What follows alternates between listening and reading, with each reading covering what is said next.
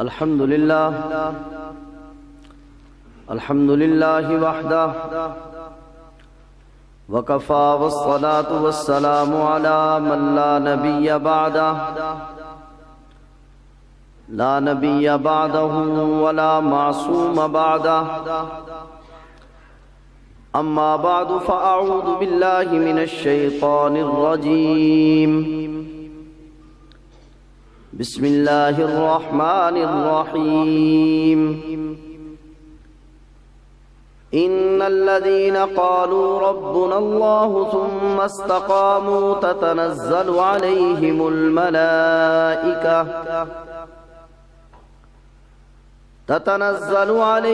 الملائكة ألا تخافوا ولا تحزنوا وأبشروا بالجنة التي كنتم توعدون.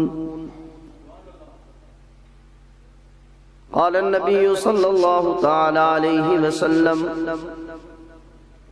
لا يؤمن أحدكم حتى أكون أحب إليه من والده وولده والناس أجمعين. قال النبي صلى الله تعالى عليه وسلم: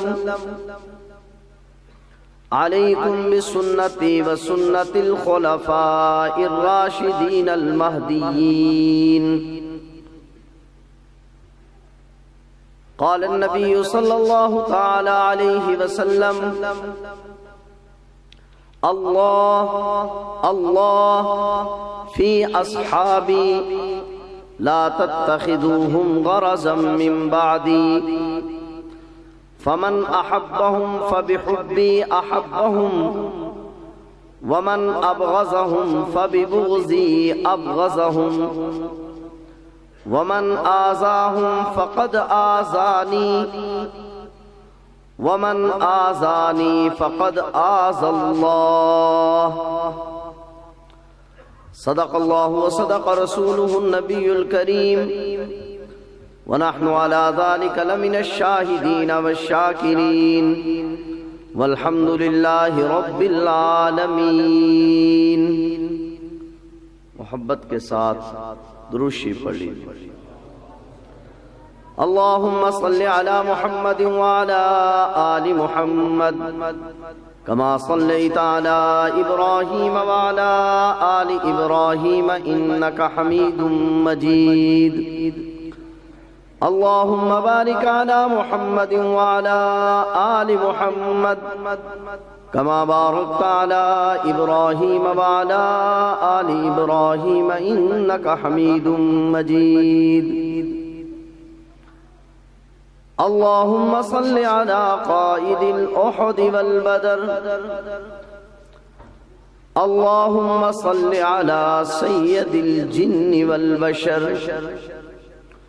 هو حي موجود محفوظ مع الجسد والروح في القبر والقبر روضة من رياض الجنة كما قال النبي صلى الله تعالى عليه وسلم: ما بين بيتي ومنبري روضة من رياض الجنة والمنبر على حوضي. صلى الله تعالى عليه وعلى آله وأصحابه وسلم تسليما كثيرا كثيرا. یا رب صل وسلم دائما ابدا على حبيبك خير الخلق كلهم. هو الحبيب الذي ترجى شفاعته لكل هول من الأهوال مقتحم. الہی اس گلشن ہستی کا اصلی باغباں تو ہے. الہی اس گلشن ہستی کا اصلی باغباں تو ہے. باقی سب ہیں عارضی جلوے بہار بے خزاں تو ہے.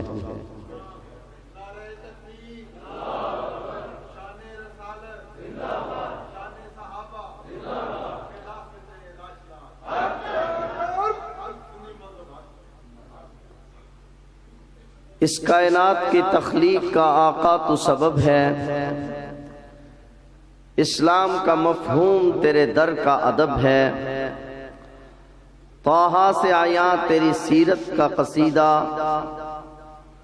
قرآن میں یاسین تیرا نام و لقب ہے، والفجر کا مطلب تیرے چہرے کی تلاوت، واللیل تو آقا تیری زلفوں کا لقب ہے۔ منہ دہاندا اکو جیا،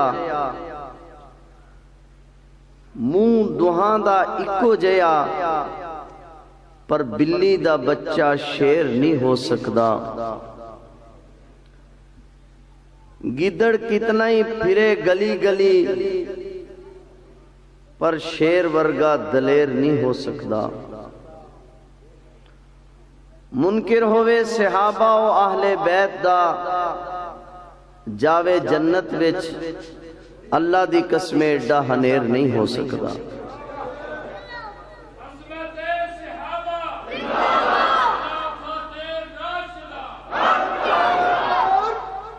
غرق ہونے کے لیے موجوں سے ٹکراتا ہوں میں، غرق ہونے کے لیے موجوں سے ٹکراتا ہوں میں، موت سے لڑتا ہوں اور زندگی پاتا ہوں میں، رات کی تاریکیاں میری منزل پر چھا سکتی نہیں، نور برساتے ہیں ستارے جس سمت جاتا ہوں میں غلاموں کو دیا کرتا ہوں درس حریت، میرا پیشہ ہے بغاوت اور باغی کہلاتا ہوں میں، عیاں ہوتا ہے مجھ پہ اس وقت راز زندگی، سنت یوسف کو جب زندانوں میں دہراتا ہوں میں، مجھے اپنے فخر پہ کتنا ناز ہے کہ بادشاہوں کو بھی خاطر میں نہیں لاتا ہوں میں۔ قابل صد تکریم معزز علماء کرام، تحریک خدام اہل السنت والجماعت کے غیور کارکنوں، آج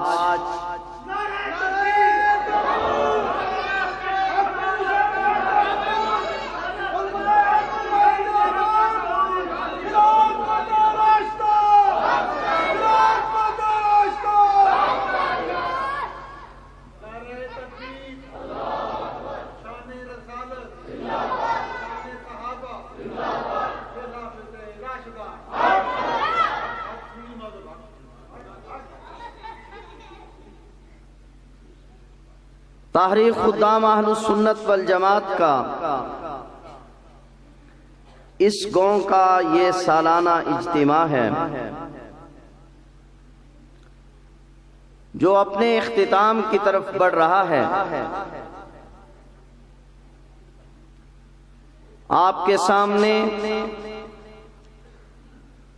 تحریک خدام اہل السنت والجماعت کے دلوں کی دھڑکن، وکیل صحابہ و اہل بیت، راہبر شریعت و طریقت حضرت مولانا قاضی مظہر حسین صاحب رحمہ اللہ تعالی کے جانشین، امیر مرکزیہ تحریک خدام اہل السنت والجماعت عزت مآب حضرت مولانا قاضی ظہور الحسین اظہر بھی سٹیج پر جلوہ افروز ہیں۔ ان کی موجودگی میں میرا کچھ کہنا میں سمجھتا ہوں سوء ادب ہے، مگر تعمیل حکم میں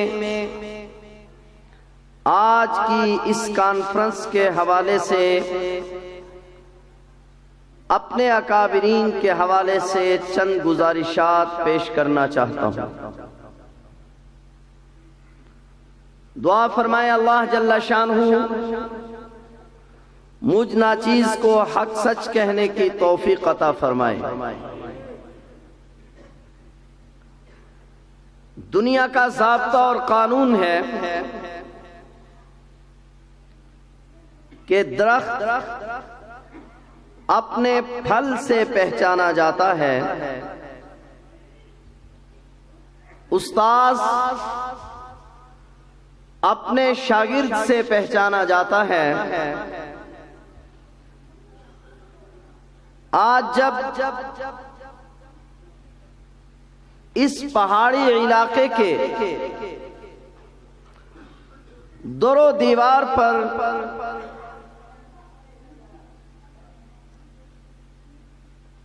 دور دراز پہاڑیوں پر ہم خلافت راشدہ حق چار یار کا نعرہ گونجتا ہوا سنتے ہیں تو ہمارے پاس اس بات کو تسلیم کیے بغیر کوئی چارہ نہیں رہتا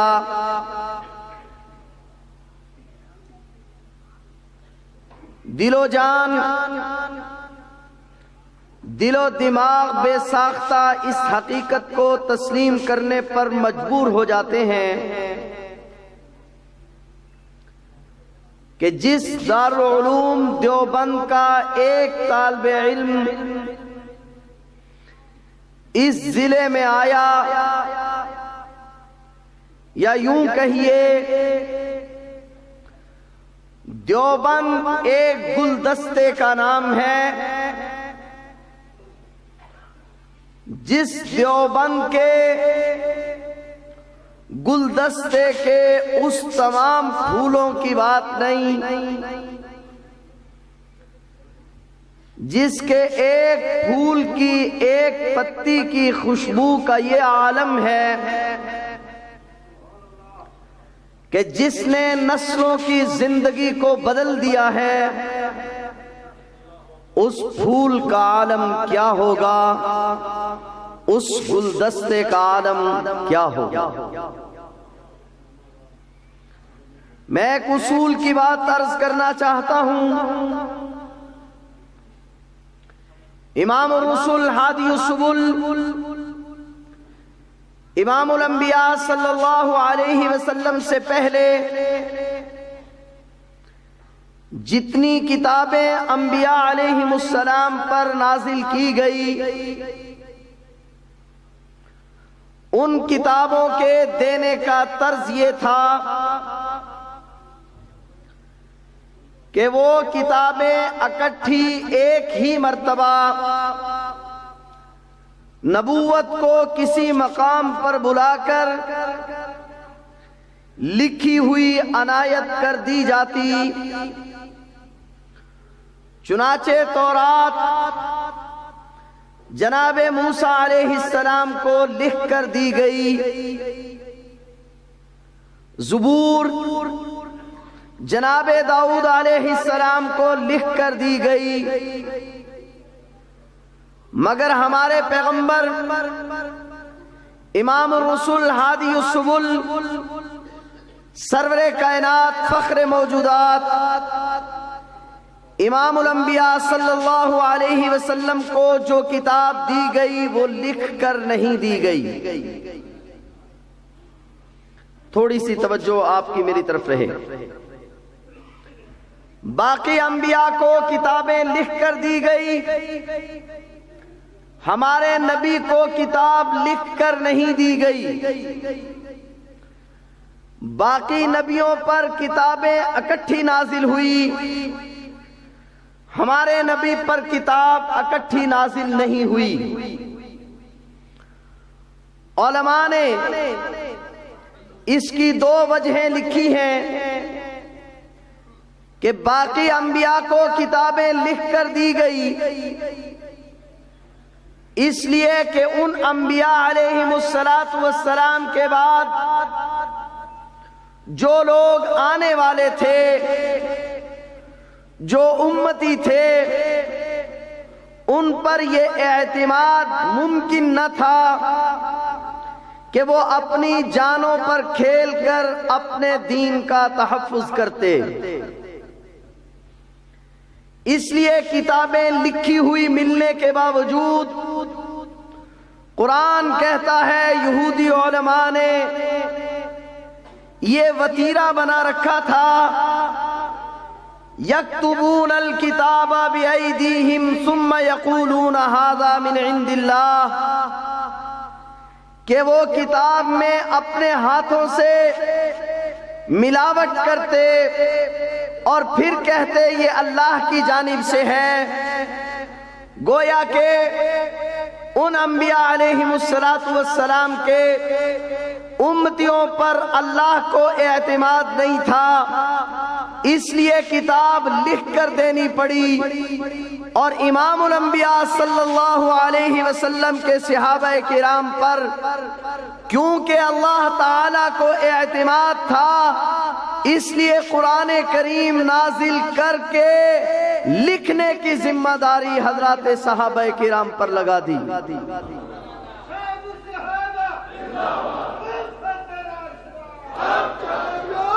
اللہ تبارک و تعالی نے لکھنے کی ذمہ داری صحابہ کرام پر لگا دی۔ پھر یہ ممکن تھا کہ آنے والے لوگ اصحاب رسول پر اعتراض کرتے، تو خلاق عالم نے ان صحابہ کرام کے ہاتھوں کی، ان صحابہ کرام کے کلموں کی پاکیزگی بیان کی، کرام بررہ بأیدی سفر۔ قرآن نے ان ہاتھوں کی عظمت کو بیان کیا۔ دوسری بات، ان پر کتابیں اکٹھی نازل کی گئی، ہمارے نبی پر کتاب اکٹھی نازل نہیں ہوئی، کیونکہ ان نبیوں کے بعد ان کتابوں کی حفاظت کے لیے اللہ کو دوسرے نبی بھیجنا تھے، اس لیے ان انبیاء کے بعد نبی آتے رہے۔ ہمارے نبی کیونکہ ختم نبوت کا تاج پہن کر تشریف لائے، اس لیے اللہ جل شانہ نے کتاب کو اس طریقے سے نازل فرمایا کہ ایک جملہ اتر جاتا، نازل ہوتا، جب وہ جملہ صحابہ کرام کی زندگی میں عملاً اتر جاتا، پھر دوسرا جملہ نازل کیا جاتا۔ تو جہاں قرآن کریم کی تعلیم مکمل ہوئی، جہاں قرآن کریم کا نزول مکمل ہوا، تو قرآن کریم کے نزول کے مکمل ہوتے ہی صحابہ کرام ایک کامل جماعت کے طور پر منظر عام پر آ گئی۔ صحابہ کرام کی جماعت ایک ایسی جماعت تھی جن پر اللہ جل شانہ اور اللہ کے نبی نے اس درجے میں اعتماد کیا کہ وہ کتاب جو قیامت تک کے لیے راہ ہدایت تھی، اس کے لکھنے اور حفاظت کی ذمہ داری ان کے سپرد کر دی۔ صحابہ کرام نے قرآن کریم کو لکھا، قرآن کریم کو دنیا میں پہنچایا، قرآن کریم کو دنیا میں پھیلایا۔ جب قرآن کریم دنیا میں پہنچ گیا، بلکہ قرآن کریم کا لایا ہوا قانون اور دستور دنیا میں نافذ ہو گیا، اب صحابہ کرام بھی آہستہ آہستہ دنیا سے رخصت ہو گئے، مگر خلاق عالم نے اس دین کو قیامت تک باقی رکھنا تھا۔ پھر خلاق عالم نے اس دین کی حفاظت کے لیے ایک اور جماعت کا انتخاب فرمایا، جس کو دنیا اہل السنت والجماعت کے نام سے یاد کرتی ہے۔ اہل السنت والجماعت نے ساری زندگی اپنی جانوں پر کھیل کر اپنے دین کا تحفظ کیا۔ یہ سلسلہ چلتے چلتے بر صغیر پاک و ہند تک پہنچا۔ بر صغیر پاک و ہند میں تقریباً 1000 سال تک مسلمان حکمران اس ملک کی سیادت اور قیادت کے مالک رہے، جس کی بنیاد پر اس ملک میں اس بر صغیر میں دین بھی محفوظ رہا،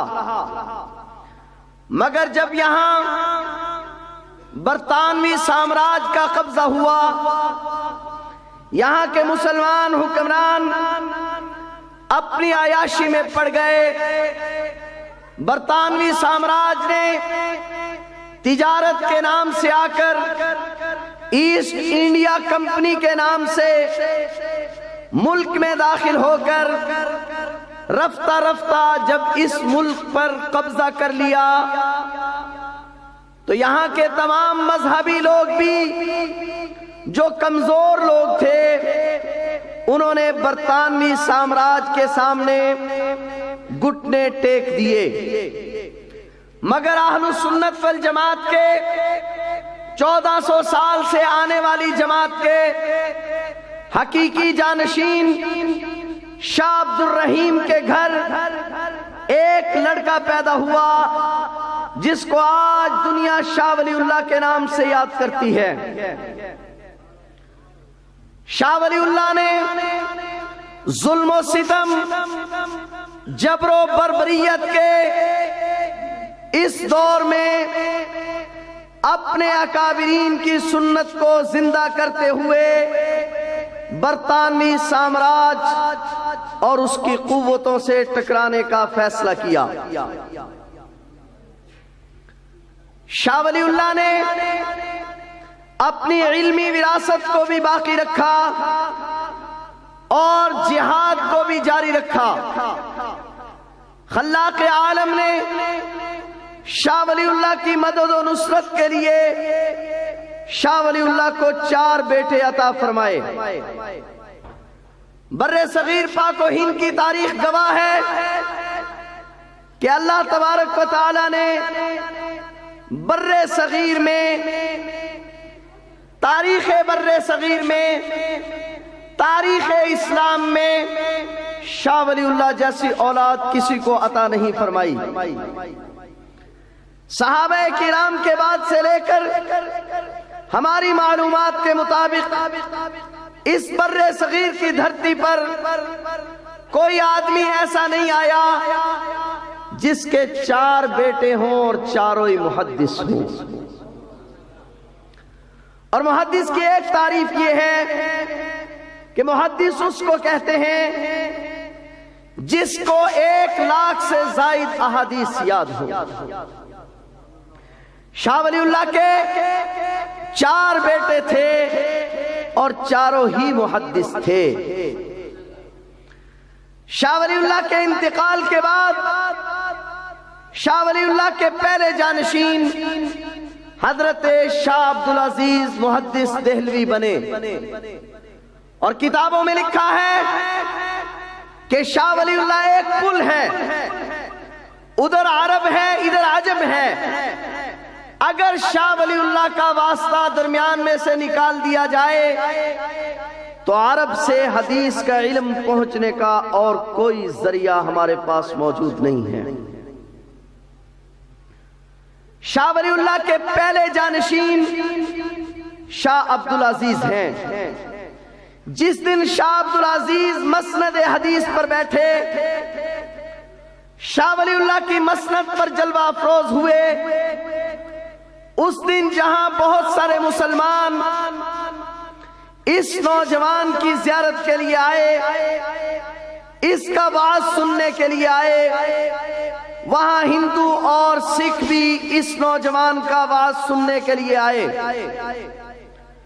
شاہ عبدالعزیز محدث دہلوی نے جو پہلا وعظ ارشاد فرمایا تو شاہ عبدالعزیز کے پہلے وعظ میں 30,000 ہندو اور سکھوں نے کلمہ پڑھا۔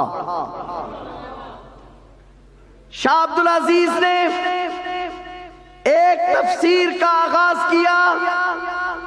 علماء امت کا آج فیصلہ ہے کہ اگر شاہ عبدالعزیز اس تفسیر کو مکمل کر لیتے تو شاید قیامت تک کسی اور تفسیر کی ضرورت پیش نہ آئے۔ قرآن کریم کا پہلا ترجمہ، قرآن کریم کی پہلی اردو تفسیر، پہلی فارسی تفسیر اس کے لکھنے کا شرف بھی شاہ ولی اللہ کے خاندان کو حاصل ہوا۔ میں نے درمیان میں شاہ ولی اللہ کا تذکرہ کس لیے چھیڑ لیا کہ شاہ ولی اللہ یہ وہ خاندان ہے جس نے بر صغیر میں ظلم و جبر کے اس دور میں دین حق کی آواز کو باقی رکھا۔ شاہ ولی اللہ سے یہ سلسلہ چلتے چلتے شاہ عبدالعزیز تک، اور شاہ عبدالعزیز سے شاہ عبدالغنی تک، شاہ عبدالغنی سے شاہ محمد اسحاق تک پہنچا۔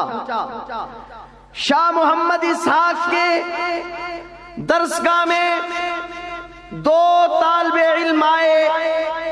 ایک طالب علم کو دنیا حجت الاسلام مولانا محمد قاسم نانوتوی، اور دوسرے طالب علم کو دنیا قطب الارشاد حضرت مولانا رشید احمد گنگوہی کے نام سے یاد کرتی ہے۔ قطب الارشاد مولانا رشید احمد گنگوہی، حجت الاسلام مولانا محمد قاسم نانوتوی اپنے پیر و مرشد سید الطائفہ حاجی امداد اللہ مہاجر مکی رحمہ اللہ تعالی کی قیادت میں اس سفر کو کرتے رہے، اور یہ سفر چلتے چلتے جب ان اکابرین نے یہ سمجھا کہ 3 بار انگریز سے ٹکرانے کے باوجود ہم ملک پر قبضہ نہیں کر سکے، انگریز ابھی تک یہاں سے نکل نہیں سکا، اگرچہ انگریز کی طاقت کمزور پڑ گئی، تو اپنے دین کے تحفظ کے لیے ان حضرات نے دیوبند کے ایک قصبے میں، دیوبند کی ایک بستی میں،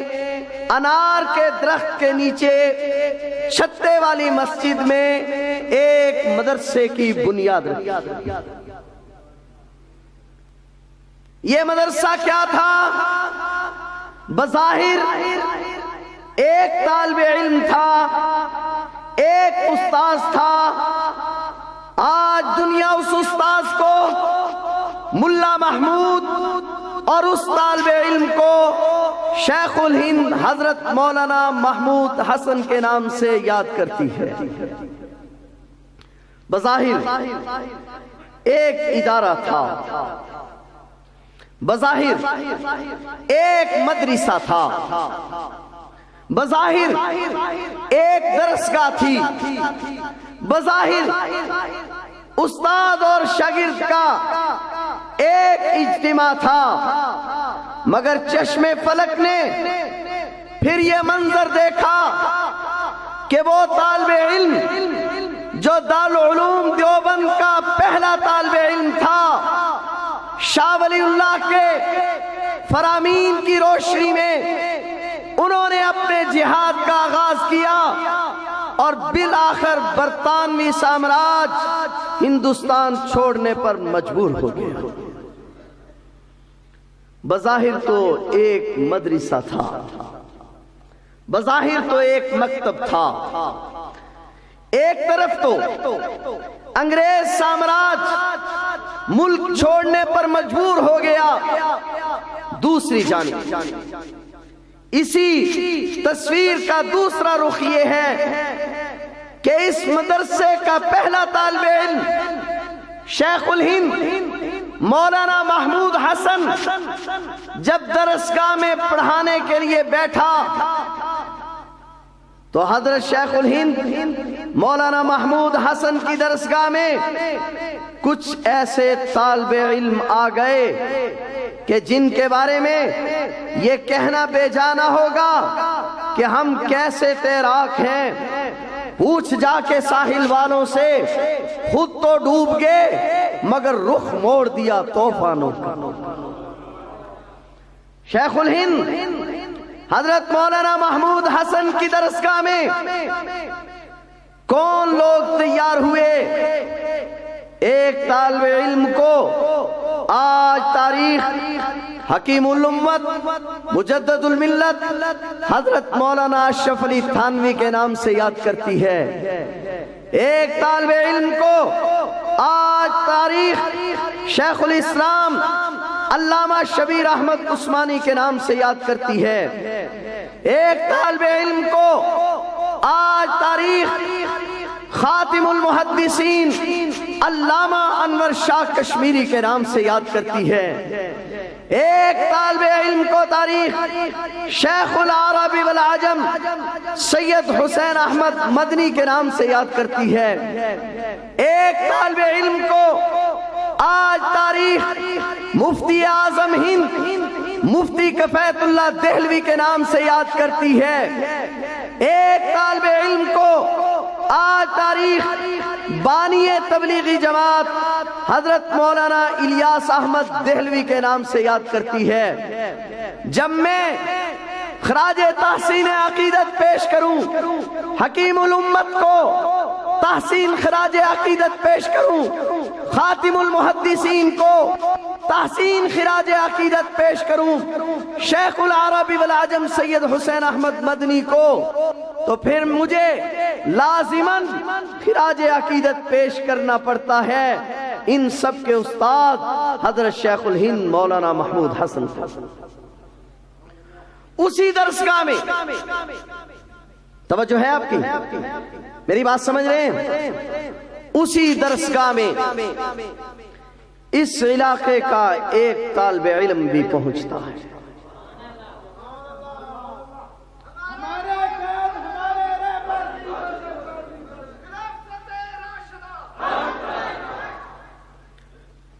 اسی علاقے میں، اسی مدرسے میں، اسی درسگاہ میں ہمارے اس علاقے کا ایک طالب علم بھی پہنچتا ہے جو اپنی تاریخ یہ رکھتا ہے کہ اگرچہ جسم و جان کے اعتبار سے وہ مختصر ہے، مگر اس کی تاریخ یہ بتلاتی ہے کہ اس کے جد امجد نے دنیا فتنہ کے سرخیل مرزا غلام احمد قادیانی کی آنکھوں میں آنکھ ڈال کر بات کی ہے۔ اس علاقے کا ایک طالب علم اس درسگاہ میں پہنچتا ہے۔ شیخ العرب والعجم سید حسین احمد مدنی رحمہ اللہ تعالی کی درسگاہ میں بیٹھتا ہے، مگر عجیب بات ہے، میرے پاس کاش وقت ہوتا، میں نے خود حضرت سے سنا، بھی میں کانفرنس تھی، ہم بیٹھے ہوئے تھے، حضرت مدنی کی بات چل پڑی تو بے ساختہ حضرت نے فرمایا کہ حضرت مدنی کی درسگاہ میں جو نور دیکھا وہ کسی اور درسگاہ میں دیکھنے میں نہیں ملا۔ فرمایا بات سمجھ میں نہیں آتی، اساتذہ اور بھی تھے، اساتذہ اور بھی سبق پڑھایا کرتے تھے، 1 گھنٹے سے وقت اوپر ہوتا تو طلبہ پریشان ہو جاتے، مگر یہ استاد عجیب تھا کہ رات کے 1 بجے جو درسگاہ میں پہنچا اور گھنٹی لگ گئی تو طلبہ 1 بجے ہی اٹھ کر والہانہ عقیدت کے ساتھ جس طرح پروانے کسی شمع پر جمع ہو جایا کرتے ہیں، حضرت شیخ العرب والعجم سید حسین احمد مدنی کے گرد جمع ہو جاتے ہیں۔ میں نے بات یہاں سے شروع کی تھی، درخت ہمیشہ اپنے پھل سے پہچانا جاتا ہے۔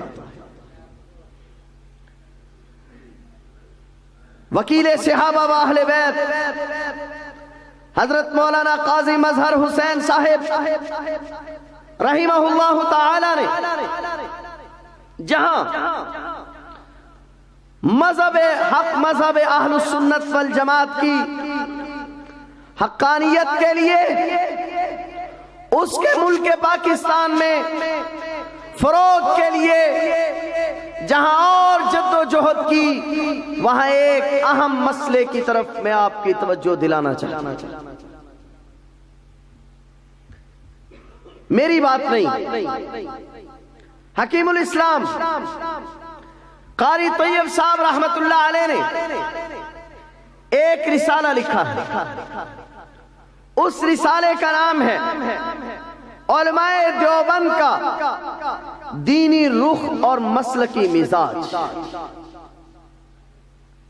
توجہ ہے آپ کو؟ رسالے کا نام ہے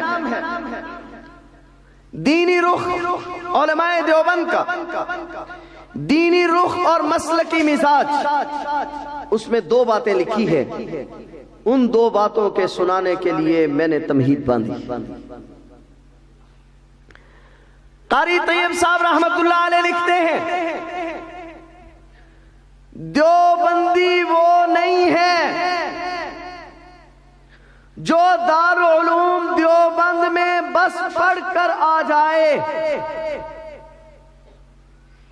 بلکہ دیوبندی کے لیے یہ ضروری ہے کہ اس کا مسلک و مشرب حجت الاسلام مولانا محمد قاسم نانوتوی، قطب الارشاد حضرت مولانا رشید احمد گنگوہی، حکیم الامت مجدد الملت حضرت مولانا اشرف علی تھانوی کے مسلک و مشرب کے مطابق ہو۔ اگر اس کا مسلک و مشرب ان اکابرین کے مسلک و مشرب کے مطابق ہے، اگرچہ وہ دارالعلوم دیوبند میں پڑھا نہیں ہے پھر بھی دیوبندی ہے، اور اگر اس کا مسلک و مشرب ان اکابر کے مسلک و مشرب کی طرح نہیں، ان اکابر کے مسلک و مشرب کے مطابق نہیں، پھر اگرچہ وہ دارالعلوم دیوبند کا طالب علم ہو پھر بھی دیوبندی نہیں۔ بات سمجھ رہے ہیں؟ اگرچہ اس نے کچھ دن دارالعلوم دیوبند میں داخلہ لے لیا ہو، اگرچہ وہ کچھ دن دارالعلوم دیوبند پڑھتا رہا ہو، مگر دیوبندی ہونے کے لیے یہ ضروری ہے کہ ان اکابر کے مسلک و مشرب کا ترجمان ہو، ان کو حقیقت میں تسلیم کرتا ہو۔ ایک یہ بات لکھی، اور دوسری بات اس سے بھی زیادہ عجیب ہے، لکھتے ہیں کہ دیوبند اصل میں مسلک اعتدال ہے، دیوبندیت اصل میں اعتدال کا نام ہے، افراط و تفریط سے بچ کر اہل السنت کا جو راستہ ہے اعتدال کا، اصل دیوبندی وہ ہے جو معتدل ہو، نہ محبت میں حد سے بڑھے اور نہ بغض میں حد سے بڑھے۔ سمجھ رہے ہیں بات؟ ان دو فرامین کی روشنی میں میں اپنے اکابر علماء کی موجودگی میں اور بالخصوص امیر تحریک خدام اہل السنت والجماعت کی موجودگی میں اسی گھر کا ایک ادنا نوکر اور غلام ہونے کے ناطے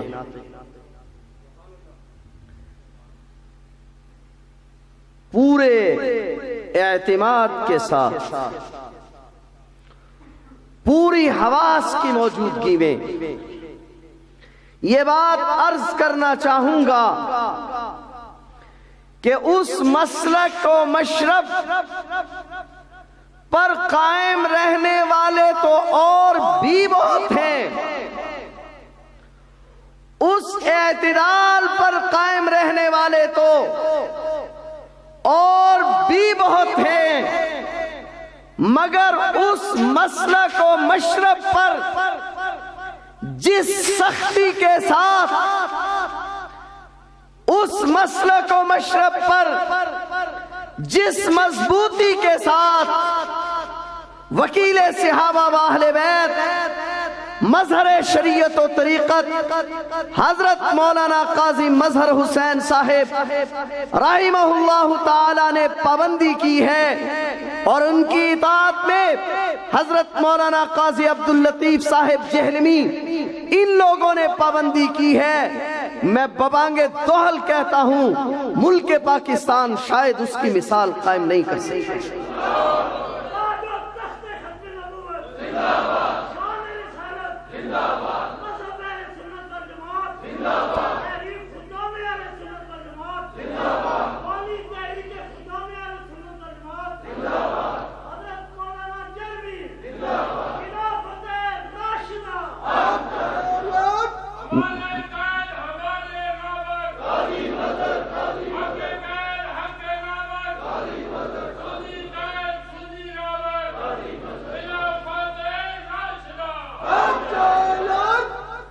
میری بات آپ سمجھ رہے ہیں؟ جس شدت کے ساتھ، جس سختی کے ساتھ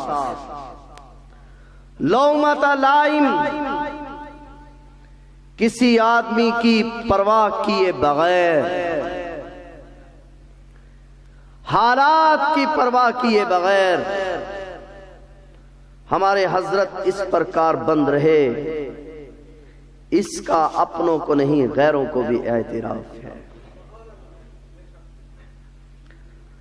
صرف اپنوں کا نہیں، غیروں کو بھی اس کا اعتراف ہے کہ حضرت قاضی صاحب کی ساری زندگی مسلک اعتدال پر، سختی کے ساتھ پابند ہونے پر اور کرنے پر گزری ہے، اور اسی پر حضرت کا انتقال ہوا ہے۔ آج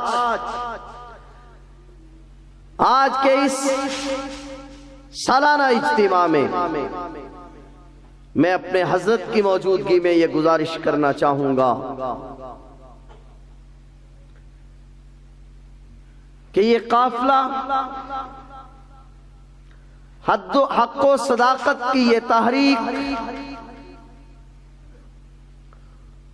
نظام خلافت راشدہ کے قیام کی پرامن جد و جہد کا یہ طرز جو ہمارے اکابرین نے ہمیں دیا تھا، ہم اس قافلے کو آگے لے کر بڑھنا چاہتے ہیں۔ میری بات سن لیجیے، ہمیں معلوم ہے یہ مشکلات کا راستہ ہے، ہمیں معلوم ہے کہ یہ مصائب کا راستہ ہے، ہمیں معلوم ہے کہ اس راستے میں اپنے بھی مخالف ہو جاتے ہیں، ہمیں معلوم ہے کہ اس راستے میں اپنے اور پرائے سب میدان میں نکل آتے ہیں، مگر اس پر میں اتنی ہی بات کہوں گا، بڑا کٹھن ہے راستہ، جو ہو سکے تو ساتھ دو۔ بڑا کٹھن ہے راستہ، جو ہو سکے تو ساتھ دو۔ زندگی کا مختصر ہے فاصلہ، مٹا سکو تو ساتھ دو۔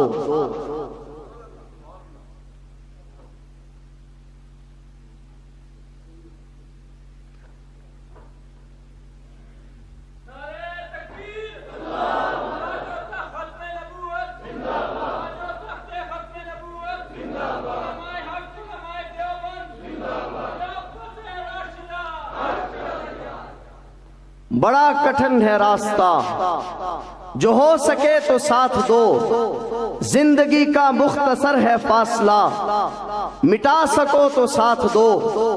ہزار دکھ ہیں یہاں اور ہزار آزمائشیں، ہزار دکھ ہزار بار اٹھا سکو تو ساتھ دو۔ تو کیا خیال ہے، آپ حضرات ساتھ دیں گے؟ جو حضرات ساتھ دیں گے ذرا ہاتھ کھڑے کریں۔ جزاک اللہ خیر۔ میری گزارش سن لیجئے، گفتگو میری ختم ہوئی۔